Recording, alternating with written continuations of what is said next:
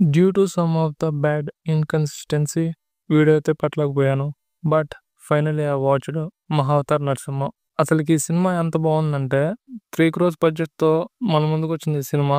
Just 2-3 డేస్కే 220% గ్రోత్ని చూపించిందంటే అర్థం చేసుకోవచ్చు. Against some of so called pan Indian movies అంతటి కంటెంట్ ఉన్న సినిమా అనమాట. బట్ అందరూ ఇచ్చిన అనానిమస్ టాక్ నిజమే, కానీ ప్రతి సినిమాలో ఫ్లాస్ అన్నట్టు ఇందులో కూడా ఉన్నాయి. ఐ మీన్ నేను అనేది ఏంటంటే స్టోరీ పరంగా కాదు, సమ్వాట్ ఎగ్జిక్యూషన్ పరంగా.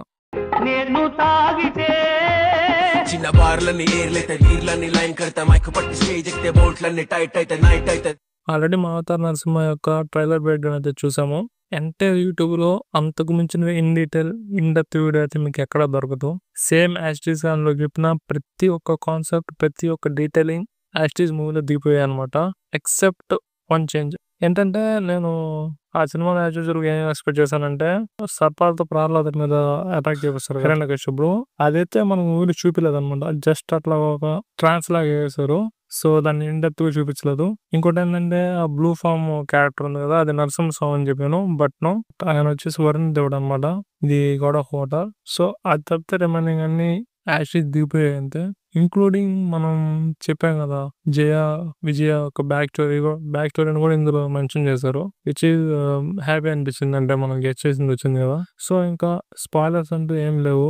యాజ్ యూజువల్ గా అందరికీ తెలిసిన స్టోరీ కాబట్టి ఎగ్జిక్యూషన్ గురించి అయితే మాట్లాడుకున్నాము. మూవీ అయితే ఓవరాల్ గా చూసుకుంటే ఎక్సలెంట్ మూవీ అని అయితే చెప్పాలి. యానిమేషన్ క్వాలిటీ కావచ్చు, ప్రొసీడింగ్స్ కావచ్చు, అన్ని ఎక్సలెంట్ గా ఉన్నాయి.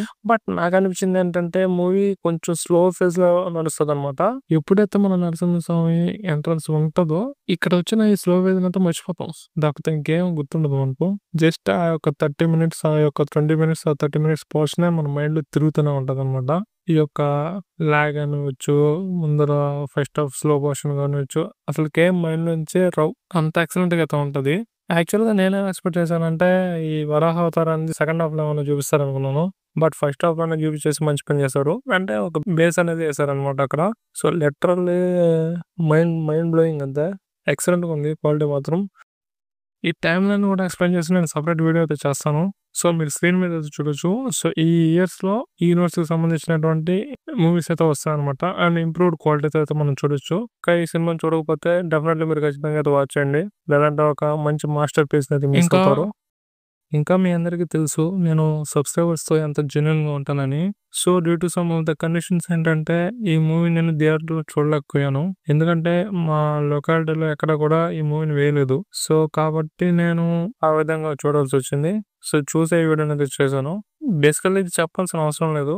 బట్ మీరు నా సబ్స్క్రైబర్స్ మీతో కాకుండా ఇంకెవరితో చెప్తాను చెప్పండి. అంటే సెంటిమెంటల్ డైలాగ్ అని కాదు, మీకు తెలుసు కదా నేను అంత జెన్యున్గా ఉంటాను. అండ్ ఇంకో విషయం ఏంటంటే మన టెలిగ్రామ్ ఛానల్ కూడా మళ్ళీ రీస్టార్ట్ చేయడం జరిగింది. అంటే కొంచెం బ్యాన్ అయిపోయి మన ప్రీవియస్ 2K ఛానల్ ఒకటి, ఇంకోటి 1K ఛానల్ అయితే కంప్లీట్ గా బ్యాన్ అయిపోయాయి అనమాట. లింక్స్ అన్ని కింద డిస్క్రిప్షన్ అయితే ఉంటాయి. ఖచ్చితంగా ఫాలో అవ్వండి. దాంట్లోనే కంటెంట్ కి మీరు అస్సలే డిస్సాటిస్ఫాక్షన్ అయితే అవ్వరు. అసలుకి ఆ ఛానల్ నుంచి బయటకు రావాలని కూడా అనిపించింది అనమాట. హోప్ ఈ వీడియో మీకు నచ్చిందని అనుకుంటున్నాను. వీడియో నచ్చితే మాత్రం ఖచ్చితంగా మన ఛానల్కి అయితే సబ్స్క్రైబ్ అవ్వండి. అండ్ పక్కన ఉన్న బెల్ ఐకాన్ కూడా కొట్టి పెట్టండి. పడి ఉంటుంది అలా. And stay tune.